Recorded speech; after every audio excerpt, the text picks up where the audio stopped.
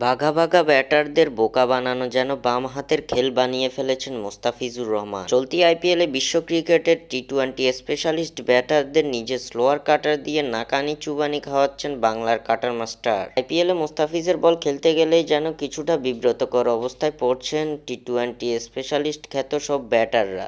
আজকেও তার ব্যতিক্রম কিছু ঘটেনি। লখনৌ সুপার জায়ান্টের বিপক্ষে মোস্তাফিজ এদিন নিজের স্লোয়ার কাটারের ফাঁদে ফেলেছেন ওপেনার কুইন্টন ডিকককে। চেন্নাইয়ের বোলিং ইনিংসে নিজের তৃতীয় ওভার ফিস করতে আসেন 15তম ওভারে। সেই ওভারের শেষ বলে অর্থাৎ ষষ্ঠ বলে কুইন্টন ডিকককে বোকা বানান মোস্তাফিজ। এদিন মোস্তাফিজের স্লোয়ার কাটার বুঝতে না পেরে উইকেটরক্ষক মহেন্দ্র সিং ধোনির হাতে ক্যাচ তুলে দেন ডিকক। চেন্নাই পায় তাদের প্রথম উইকেটের দেখা। মোস্তাফিজের হাত ধরে এদিন চেন্নাই শিবিরে এসেছে প্রথম উইকেট। ফিজের এমন দুর্দান্ত ডেলিভারি দেখে কমেন্ট্রি বক্স থেকে ভেসে এসেছে প্রশংসার ধ্বনি। এ সময় মহেন্দ্র সিং ধোনির কাছ থেকেও বাহবা পেয়েছেন বাংলার কাটার মাস্টার মোস্তাফিজুর রহমান।